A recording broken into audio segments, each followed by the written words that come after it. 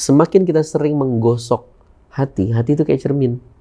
Semakin kita sering menggosok cermin itu, maka semakin jelaslah semua terlihat.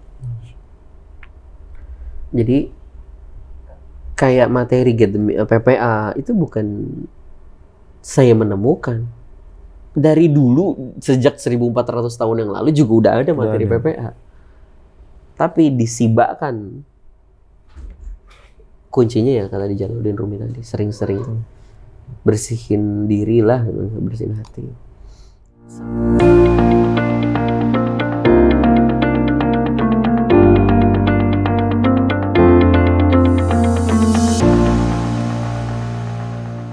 Assalamualaikum warahmatullahi wabarakatuh.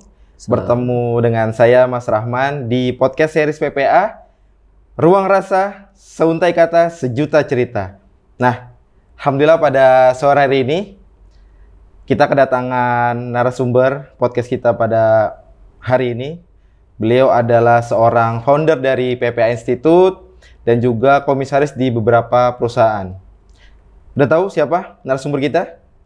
Dan beliau adalah Mas Reza Rendy. Assalamualaikum Mas Rendy. Sehat Mas? Alhamdulillah sehat. Seger kayaknya ini Mas. Lampu kayaknya seger. Lampunya. Insya Allah kita hari ini mau ngobrol-ngobrol nih Mas. Tentang ini kenapa nih bisa ada lahir PPA gitu kan. Terus Mas Rendy juga bisa menjadi Allah izinkan menjadi founder dari PPA Institute. Boleh cerita sedikit Mas tentang sejarahnya mungkin? Oke, baik. Jadi kalau banyak yang bilang saya founder menemukan PPA, kayaknya kurang tepat deh. Yang ada saya yang ditemuin sama PPA. Kita ini kan semua orang-orang yang tersesat di pinggir jalan, di gurun pasir, gak tahu mau kemana. Terus dikirimin tuh sama yang punya mobil. Mau kemana Mas? Gak tahu saya mau kemana. Yaudah, naik aja di mobil ini. Nah, kendaraan itu plat nomornya PPA. Saya anterin Mas sampai ujung sana Mas. Akhirnya jadilah saya penumpang pertama di PPA. Dilihat karena banyak juga yang mau ditarik sama yang punya mobil. Maka saya dikasih tugas lebih deh. Jadi kernet ya Mas. Siap 86.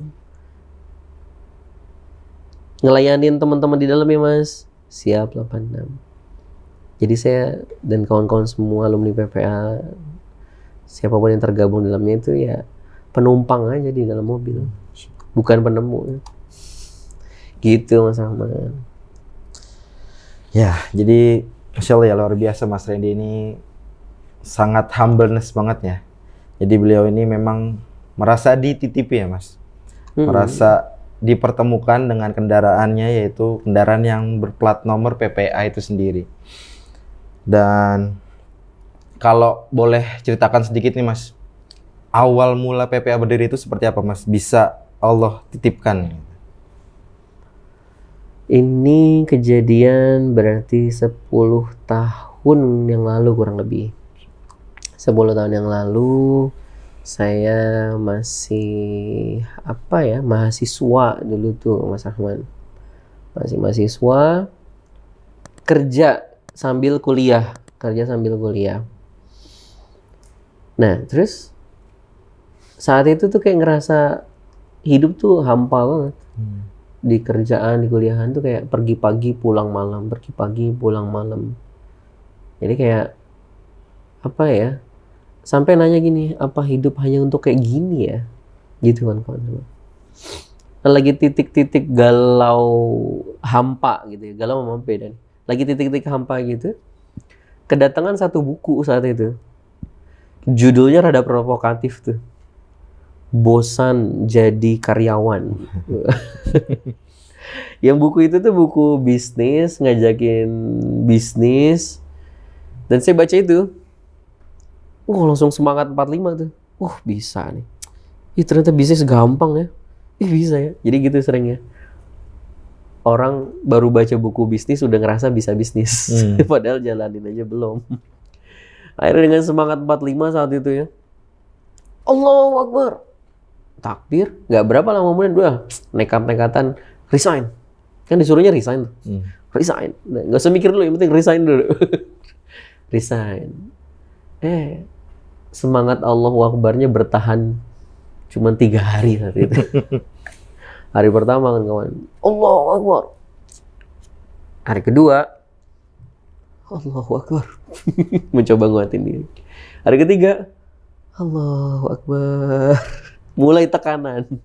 Hari keempat, sampai seterusnya, saya nggak berani keluar rumah itu, kawan-kawan. Kenapa? Karena malu sama tetangga, Mas Rahman. Jadi mau keluar rumah itu selalu ditanya, hari ini agendanya apa, Mas? Gak kerja, Mas. Pertanyaannya simpel tuh. Tapi bagi seorang pengangguran, itu hal yang luar biasa, neken. Sama kayak orang jomblo gitu ya. Ditanyain kapan nikah, sama aja begitu. Iya. Nah, bahkan saya pernah juga jualan gorengan. Jadi habis resign itu, saya langsung usaha beli gerobak gitu ya. Sore-sore itu mangkal di pinggir jalan, jadi tukang gorengan. Judul makanannya itu, nama makanannya itu buaya garing. Buaya garing. Buaya garing. Kenapa buaya garing? Karena dari lidah buaya. Dari lidah buaya, kemudian disetipisin, lendirnya dibuang, terus racik-racik tepung sendiri lah, dibalurin, goreng. Jadi luarnya kering, dalamnya itu basah. Lembut gitu ya. Tapi karena nggak pernah ngeriset, namanya sekering-keringnya lidah buaya, ditepungin gitu, ya dia ngerembes juga kan. Walhasil garing enggak, alot iya. Hari pertama rame. Seminggu udah mulai sepi. 2 minggu kemudian yang beli kayaknya kasihan. 3 minggu kemudian lampu aja udah mati dan saya nggak berani nyalain. Kenapa? Udah malu, kok sepi banget jualan gue gitu. Aduh. Dan saya inget banget itu, kalau pagi-pagi saya beli lidah buaya itu di Bogor sampai naik bawa karung gitu di KRL. Dalam hati ngomong gini, suatu saat ini akan jadi cerita indah kesuksesan saya. Yang namanya orang lagi termotivasi gitu ya. Ternyata 3 bulan, alhamdulillah bangkrut. Kenapa saya bilang alhamdulillah? Karena kalau saya nggak dibikin bangkrut saat itu, hari ini kita nggak bisa ketemuan di sini, dan nggak ada cerita tentang PPA. Seringkali kita akan mensyukuri takdir buruk yang menurut kita buruk saat itu, ternyata mengkiriat kita hari ini. Dan bisa jadi hal yang nggak enak hari ini sedang teman-teman semua alamin, itu nanti kita syukuri nanti di hari depan. Untung begitu dulu, untung begitu, untung dipecat, untung begini. Udahlah, tinggal jalanin aja. Sampai pas gerobak itu tutup, itu saya dorong gerobaknya bawa pulang lagi tuh, malu luar biasa. Antum bayangin dorong gerobak gitu kan jalan, orang-orang ngeliatin. Walaupun mungkin nggak mikir apa-apa, tapi di hati itu kayak orang-orang lagi ngomong gini, cie bangkrut, cie bangkrut gitu. Terus kayak ada suara backsound lagunya Sheila on Seven berputar di kepala saya tuh. Yang ini, aku pulang. Ya Allah, dorong, malu, masukin ke rumah lagi, tetangga pada ngeliatin. Dan saya ngeraba juga perasaan ayah saya saat itu. Punya anak yang udah bener-bener di jalur kerjaan gitu. Salah jalan, tersesat. Jadi tukang gorengan, bangkrut pula lagi. Aduh, itu yang paling beban saat itu sih, buat saya pribadi. Ayah saya saat itu. Dan habis itu, saya sampai nggak berani keluar rumah 7 hari. Kerjaannya ngedekam diri di rumah itu, Mas Rahman dan kawan-kawan. Kenapa? Malu sama tetangga. Jadi Bayangin nggak kerja, nggak dapat penghasilan, nggak ada aktivitas, dia kerjanya tiap hari di rumah aja. Sampai suatu hari pertolongan Allah datang. Saya 7 hari itu nggak berani keluar rumah. Suatu hari pertolongan Allah datang. Lewat apa? Diperdengarkan suara azan asar saat itu. Saya lagi duduk di depan rumah, dengar azan tuh kayak Allah lagi manggil juga. Sini Ren, jawabanmu ada di masjid. Jawaban normal azan tuh apa? Allahu Akbar. Jawabannya? Allah. Itu jawaban orang normal. Kan aneh lagi nggak normal. Lagi stres. Jadi denger azan gitu kayak lagi dipanggil, jawabnya bukan Allahu Akbar, tapi apa? Lihat ke langit terus gini. Diri. Labbaik Allahumma labbaik. Hamba datang ya Allah memenuhi panggilanmu. Masuk ke dalam masjid. Gak kejadian apa-apa. Tapi asar hari itu tuh beda banget. Ketika yang lain sudah pada pulang, itu aneh masih zikir di situ dan nggak bisa zikir subhanallah, alhamdulillah tuh nggak bisa kan? Jadi cuman gini doang, Allah, gitu. Saking berat ya. Dan believe it or not, aneh ngerasa itu kayak ada tangan di belakang kepala aneh gini, turun gini. Sujud. Gak tahu tangan siapa. Yang jelas bukan tangan marbot masjid. Dan saat itu tersujud, dan itu adalah sujud terindah seumur hidupannya. Kenapa? Kayaknya momen kayak gitu tuh seumur hidup bisa dihitung pakai jari. Sujud sepenuh rasa. Oh, aneh tahu tuh. Oh, rasanya mensujudkan ketakutan masa depan tuh gini rasanya. Oh, rasanya mensujudkan tujuan hidup selain kepada Allah. Ya Allah, terserah Engkau aja ya Allah. Itu begitu rasanya. Mensujudkan kesedihan semua udah disujudin. Oh, rasanya gitu. Pas aneh bangkit, itu kayak masalah tuh udah keserap ke sejadah aja, udah enteng. Dan saat itu aneh ngeluarin satu kalimat itu yang sekarang jadi ikrar IOA. Ya Allah, mulai hari ini jadikan hamba seperti apa yang Engkau mau ya Allah. Dan jangan jadikan hamba seperti apa yang hamba mau ya Allah. Ini tangan hamba, ini mata hamba, mulut hamba, uang hamba, hidup hamba dan mati hamba.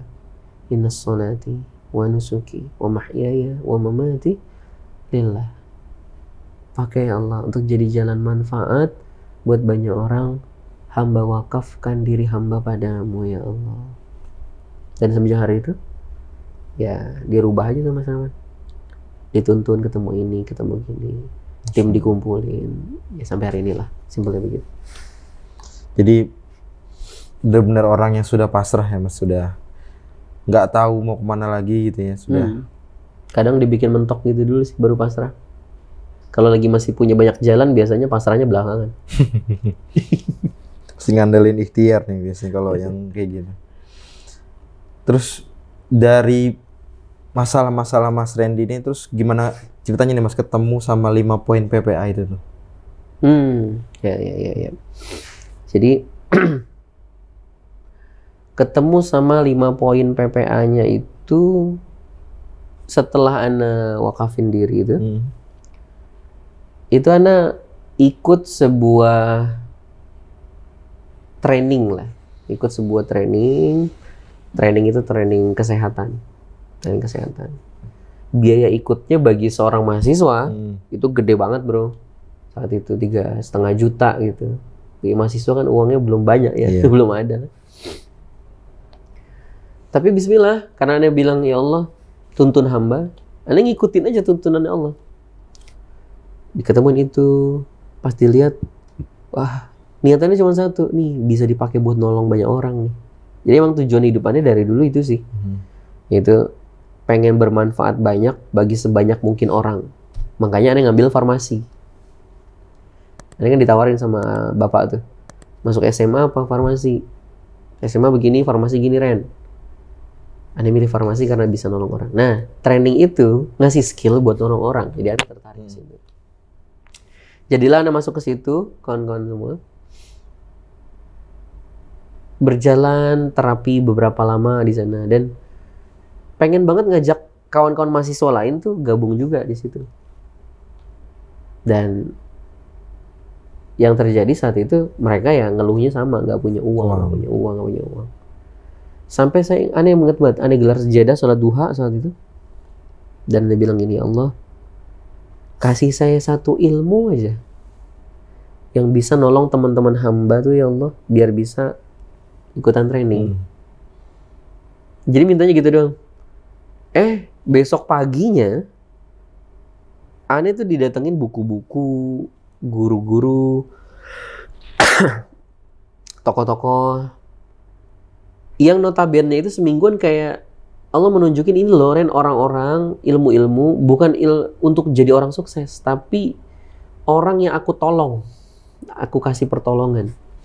Beda nih orang sukses sama orang yang dapat pertolongan. Kalau orang sukses kan effortnya segini, dapatnya segini atau di bawahnya. Tapi kalau orang bejo gitu, orang beruntung dapat pertolongan Allah, kayaknya baru ngerjain segini tapi hasilnya udah segini. Nah itu yang Allah kumpulin tuh, buku-buku orang-orang dan lain-lain. Dan saya lihat gini, semingguan tuh, kok kayak ada kesamaan ya semua ini ya. Dan ini lagi, believe it or not, percaya atau enggak, tapi di meja saya itu ada kertas saat itu, ada pensil, tangan tuh nulis sendiri. Ini nih kayaknya satu ini, niat kuat lurus murni, kuncinya luaskan. 2, ini, ikhtiar iman maksimal, kuncinya enyahkan berhala. 3 begini, 4 begini, 5 begini. Itu langsung 5-5-nya? Iya. Nggak berproses satu-satu gitu? Enggak, langsung 5 begitu. Dan kertas itu kecil banget saat itu. Cuma kata gini, Anda liatin gini aja. Ini apaan sih? Karena bahasanya rada-rada aneh. Ikhtiar iman maksimal. Kan kita taunya ikhtiar maksimal. Terus apa lagi? Buka semua pintu rezeki. Beli dengan amal. Apaan sih? Anda nggak ngerti. Anda taruh aja. Nyahkan berhala. Anda taruh. Ada teman datang tiba-tiba. Nggak lama kemudian. Mas, Anda tuh pengen ikut training yang tadi tuh mas. Yang bayar 3,5. Tapi Anda nggak punya uang mas. Anda langsung gini diri tuh. Bentar. Anda tau punya PPA loh. Jadi langsung nyebut PPA. Gitu. Kenapa nyebut PPA? Karena ini pola pertolongan Allah. Jadi langsung muncul gitu aja. Nih bro, Anda kasih tahu. 15 menit selesai dulu PPA dijelasin. Sekarang sampai berapa? 12 jam. Satu harian ya? Satu harian. 15 menit selesai. Dah, dia balik. 3 hari kemudian dia datang bawa duit. Segepok. Mas, Anda ikutan training jadi ya. Nih, dapat miracle nih mas. Praktekin yang 5 poin itu. Anda gini kan. Seneng enggak sih? Tapi apa ya? Masa iya sih? Masa iya bisa sih? Akhirnya ada orang lain datang lagi, Anda jelasin lagi, berhasil juga. Sampai 500 orang tuh berhasil ikutan dengan Anda jelasin kayak gitu. Jadi banyak yang datang lah, bukan dari si mas itu doang tuh. Pada datang sampai 500 orang berhasil praktek semua. Anda ajarin juga ke yang lain. Terus testimoninya makin banyak bro. Aneh-aneh, bukan hanya buat ikut training. Ikut training dong. Tapi ada yang, mas utang saya lunas. Mas, saya dilamar 4 orang sekaligus. Sakit saya sembuh. Oh banyak banget. Dan testimoni itu nyebar dari mulut ke mulut. Orang berdatangan ke kantor saat itu. Aneh kan standby di kantor terapi itu saat itu. Pada datang, ngantri, mau ngobrol. Jadi udah kayak buka praktek gitu. Aneh duduk sendirian, orang masuk 1. Ini gini bu, masuk 2. Jadi kayak konsultasi gitu. Terus ada yang nyeletuk 1 duduk. Mas, kalau kayak gini mah kelamaan mas. Kenapa sih nggak ngomong aja di depan? Kita ngumpul bareng-bareng gitu mas. Bentar. Maksudnya training gitu? Iya mas, bikin training aja, PPA nih mas. Jangan, bukan punya saya nih ilmunya, tapi punya bos. Saya matur dulu deh, saya izin dulu ke bos. Saya gelar sejadah lagi yang kedua nih, sholat duha juga. Saya gelar sejadah, dan saya bilang sama Allah gini, ya Allah, kalau memang engkau lihat ilmu ini manfaat buat banyak orang, dan engkau akan mampukan saya nyampeinnya, nanti engkau buka jalan kok. Jadi Anda nggak minta tolong bukain jalan ya Allah. Gitu. Karena khawatir ada nafsu tersamar di sana. Jadi tolong nanti engkau bukain jalan. Dan ternyata bener. Masa nggak ada di Pekalongan ya, saya di Jambi ya, saya di sini ya, saya di sini. Se-Indonesia dengan izin Allah per hari ini ada di 100 40-an kota se-Indonesia, 3 negara. Batch-nya alhamdulillah nggak nyangka udah berapa ya dia? 2.600. Alumni 120.000 lebih. Banyak aktif di kantong-kantong alumninya. Hadza min fadli Rabbi. Gitu bro. Berarti saat itu mahasiswa yang bisnis ya Mas ya? Mahasiswa sambil kerja. Sambil kerja. Kerja keluar jadinya terpaksa bisnis. Oh gitu. Terus bisa bertemu dengan Mas Sony sama Kang Helmi gimana nih? Mas Sony, Mas Dedi itu satu kampus sama Ane. Satu kampus. Satu kampus sama Ane. Bahkan dulunya adalah pelanggan serum vitamin C Ane. Oh gitu. Jadi konsumen Ane tuh Mas Dedi, Mas Sony beli. Dia dulu ada bisnis itu serum kecantikan. Vitamin Skincare ya. Skincare. Brand sendiri dulu tuh. Jadi beli Drigenan, Ane packing lagi dari botol-botol, dikemas, jual di kampus. Jadi terkenalnya dia dulu tukang bawa jualan ya. Ketemu Mas Sony. Terus kalau Mas Helmi Ane udah ketemu. Beliau tuh satu farmasi sama Ane. Tapi Ane masuk, beliau keluar gitu. Jadi beda angkatan. Beda angkatan. Ketemu lagi di kerjaan nyebut merek nih jadi. Iya. Di yang bikin produk Exhaust lah pokoknya. Nah, ini satu kantor di situ. Mas Helmi keluar gitu kan, Ane ikutan keluar. Jadi ini pengikut setianya Mas Helmi sebenarnya. Nah, awalnya Mas Helmi itu yang kenalin ke training kesehatan itu, gitu. Jadi dulu Mas Helmi emang nawarinnya nggak training kesehatan, nawarin umroh, karena beliau marketing umroh. Ditawarin marketing umroh ke Ane mental, Ane nggak ikut. Kenapa? Kayaknya auranya saya mau di closing nih, beda aura jadi. Tapi pas ngajakin kesehatan, jangan ikut lah. Gitu. Barulah ketemu yang jalan-jalan tadi tuh. Mas Sony itu tadinya kerja di IKIFA farmasi, sekolah farmasi gitu juga. Jadi orang laboratorium tuh Mas Sony. Jadi orang laboran Mas Sony. Ane orang laboran juga dulu. Mas Dedi itu penjaga apotik dulu. Apotik besar gitu. Jadi orang farmasi. Orang farmasi ya. Dulu bikin obat, sekarang bikin obat juga. Bikin obat. Obat hati sekarang Mas ya. Ya banyak yang kena liver soalnya obat hati. Nah, terus Mas Sony akhirnya kan di kampus gitu kan. Konsumen Ana. Terus akhirnya Ana ajak ikut yang training kesehatan juga. Ya, gabung lah. Akhirnya tertarik. Makin dalam, akhirnya jadi salah satu karyawan di perusahaan itu. Karena Mas Sony punya potensi memang dari dulu. Udah deh. Akhirnya Ane bikin PPA, Mas Sony yang ditarik ke PPA. Mas Dedi juga begitu dulu. Gitulah simpelnya. Dan awal-awal ngantor itu di rumah Ane bro. Gitu. Di ruang tamu. Masih ada fotonya sampai sekarang tuh. Di ruang tamu. Makan nasi bungkus bareng-bareng. Punya impian, kalau kita punya kantor nih ya, kalau kita begini ya, kalau kita begini ya. Ya udah ngayal aja dari dulu kerjanya. Kalau Kang Helminya? Kenapa? Bisa gabungnya pas kapan tuh? Mas Helmi kan memang, nah ini kalau Mas Helmi itu rada-rada banyak emosional ya. Baik emosional haru maupun sebel gitu. Jadi Mas Helmi itu banyak silang pendapat, perbedaan. Tapi akhirnya ketemu dengan bahagia gitu. Mas Helmi itu leader Ane dulu di bisnis kesehatan itu, karena di situ multi level dulu bro. Jadi orang MLM mana dulu nih bro. Mas Helmi ngajak Ane downline-nya, terus sampai ada suatu kisah lah simpelnya. Mas Helmi nggak di situ lagi, dan di situ Ane punya banyak tim, karena termasuk orang yang punya banyak pengaruh. Jadi mahasiswa itu banyak datang dari Ane gitu, punya sampai ratusan ribuan gitu. Tapi ketika beliau terpaksa keluar, Mas Helmi keluar, dan itu leader Ane ditawarin begini, Mas Helmi, antum gak usah ngikut Ane, gak apa-apa bro. Antum banyak pegangannya tuh, banyak timnya, kasihan pegang mereka semua gini. Ane bilang, Mas, kalau Ane disuruh milih jagain bisnis ini atau milih antum, Ane milih antum Mas. Masya Allah. Ane milih antum, Mas. Kenapa?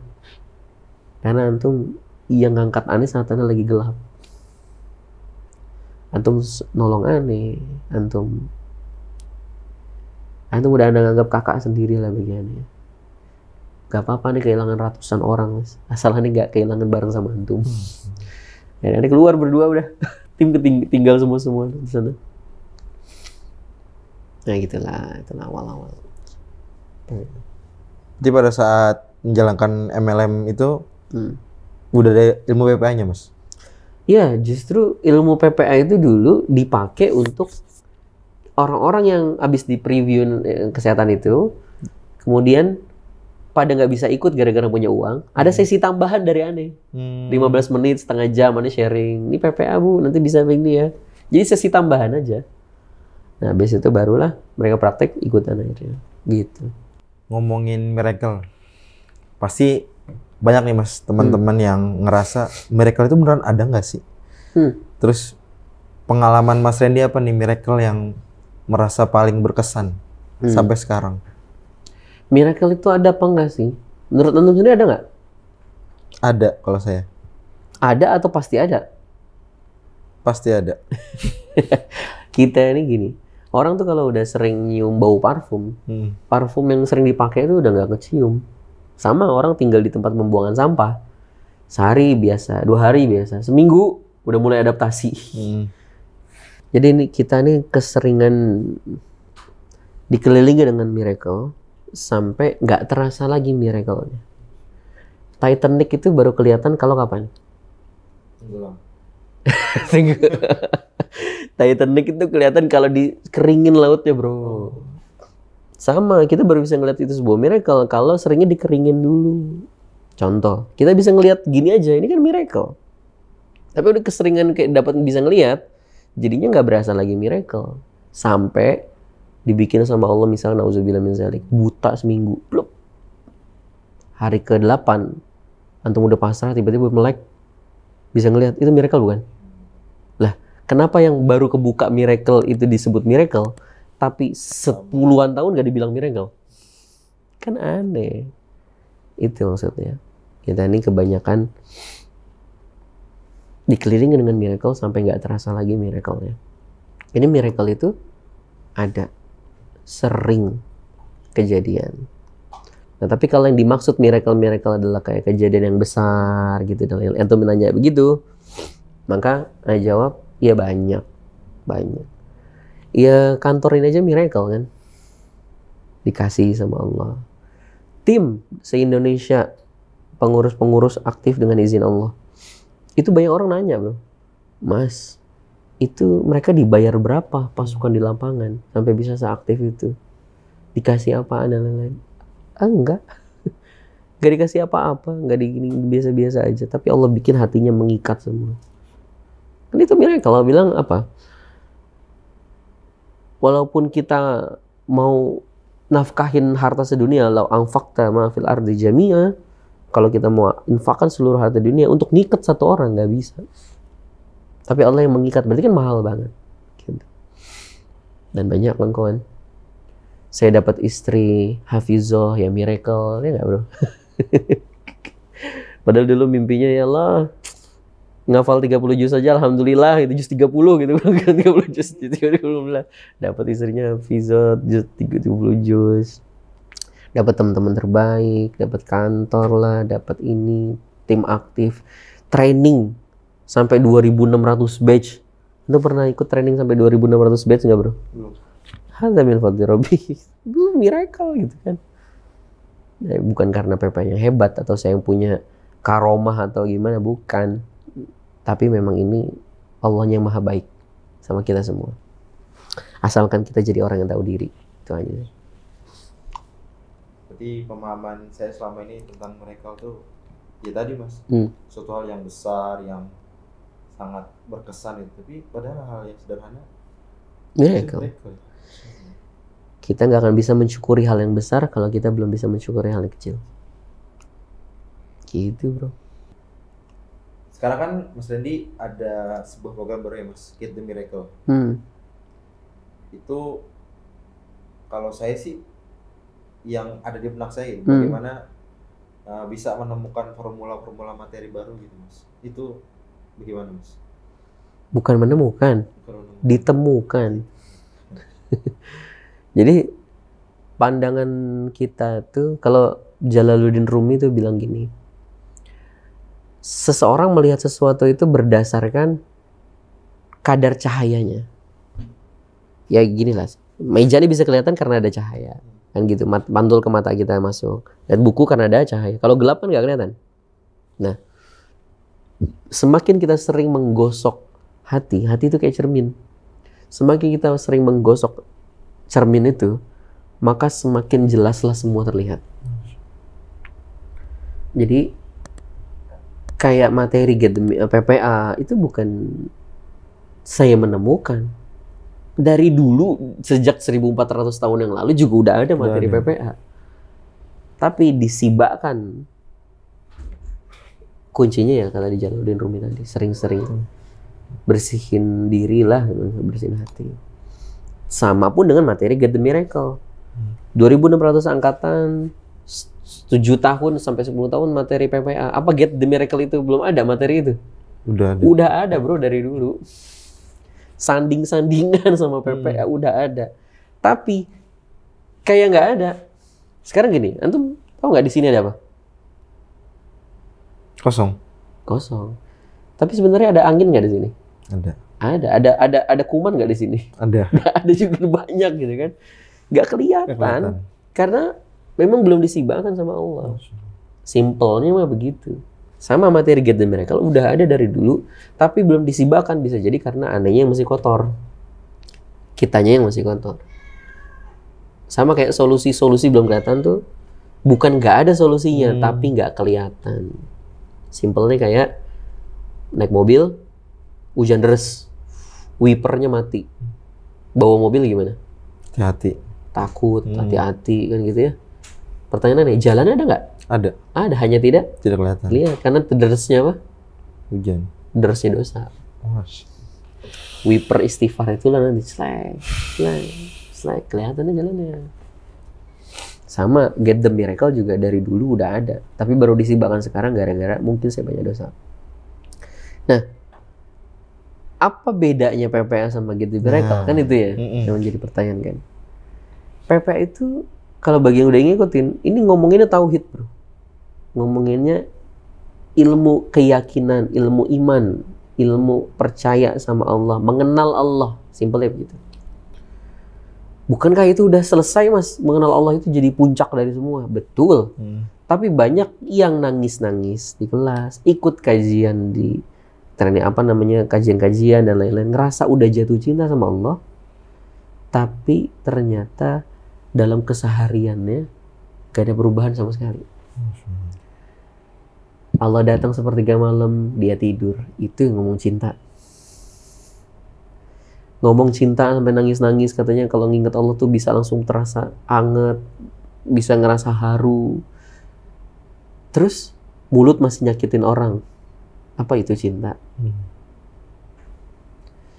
Ngomong jatuh cinta sama Allah, sedekah masih mikir-mikir, apa iya itu cinta? Allah bilang, "Qul in kuntum tuhibbunallah." Kalau kamu ngaku cinta sama aku, kata Allah di Ali Imran 31, fattabi'uni, ikutin aku, kata Rasulullah. Kalau kamu ngomong jatuh cinta sama Allah, maka fattabi'uni, ikutin dong Rasulullah. Rasulullah kalau mau tidur gimana? Ikutin dong. Rasulullah bangun tidur gimana? Ikutin dong. Rasulullah kalau waktu pagi ngapain? Duha misalnya. Ikutin dong. Rasulullah kalau makan gimana? Ikutin dong. Rasulullah kalau mau masuk kamar mandi gimana? Ikutin dong. Rasulullah kalau milih pasangan, ada 4 kan? Berdasarkan apa? Tuntunan Rasulullah 4. Fisik. Cantik. Itu bukan kata Rasulullah, kata kita. Kita seringnya pakai aturan sendiri bro. Tapi ngomong jatuh cinta sama Allah. Hidup kita nih, Rasulullah nyontoin SOP-nya dari awal tidur sampai mau tidur lagi. Bangun bisnis ada SOP-nya. Milih pasangan ada SOP-nya. Masuk kamar mandi ada SOP-nya. Semua ada SOP-nya. Nggak kita ikutin. Terus kita masih ngaku jatuh cinta sama Allah. Kumaha cintanya kayak gimana? Dan siapa yang nggak ngikut SOP, error pasti. Sama kayak lampu lalu lintas. Warnanya ketiga tuh. Merah, kuning, hijau. Merah tuh apa? Artinya? Berhenti. Enggak, berani. Nambah gas. Walhasil apa? Nabrak SOP dua hal. Ditilang sama tabrakan kecelakaan. Dan banyak hari ini orang nggak ngikut SOP Rasulullah, nabrak. Nikah karena apa tadi? Cantik. Saya nikah cantik kayak mana? Pas udah dinikahin ternyata cantik sih iya, tapi mulutnya nggak enak sama suaminya. Cantik sih iya, tapi model perawatannya gede banget. Cantik sih iya, tapi lagi ketemu sama mertua nggak keluar kamar. Itu banyak orang yang nyesel gara-gara milih karena cantiknya. Itulah kecelakaan. Itulah ditilang, polisinya datang. Ma'isyatan donka, Allah bilang. Hidup yang sempit. Dan Allah udah taruh itu di mana? Al-Baqarah 38-39. Qul nahbitu minha jami'a. Turunlah kalian semua ke muka bumi. Adil nggak bro? Adil nggak kawan-kawan? Kalau turunin di muka bumi, terus sama Allah diliatin dong dari arsy Allah begini. Terus ketika dia udah wafat, kamu surga, kamu neraka, adil nggak? Iya. Nggak adil, kenapa? Sama, berlakuan sama. Tahu dari mana bener apa salah? Orang cuma diturunin terus dibiarin kan gitu. Maka sama Allah itu dibikin argumennya kena skakmat. Itu apa? Qul nahbitu minha jami'a fa imma ya'tiyannakum minni huda. Kemudian ketika petunjukku datang, Allah ngasih petunjuk lewat WA apa lewat apa? Lewat Rasulullah. Petunjuk masuk kamar mandi ada. Petunjuk milih pasangan ada. Petunjuk jalan di belakang perempuan ada nggak? Ada. Ada. Gimana? Petunjuk jalan di belakang perempuan gimana? Nunduk. Terus jalan ke depannya. Jangan nunduk terus jalan lurus gitu. Nabrak sama yang depan. Tapi banyak orang yang nggak ngikut SOP.